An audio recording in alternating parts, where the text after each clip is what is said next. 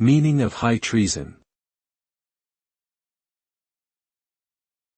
High treason. High treason. High treason. High treason. High treason refers to the act of betraying one's country or government by knowingly and intentionally committing an act that seeks to overthrow or harm it.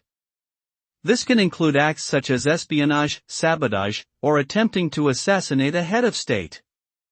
In many countries, the punishment for high treason can be severe, including life imprisonment or even the death penalty.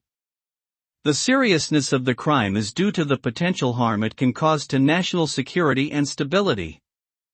Ultimately, high treason is seen as a betrayal of one's duty and loyalty to their country.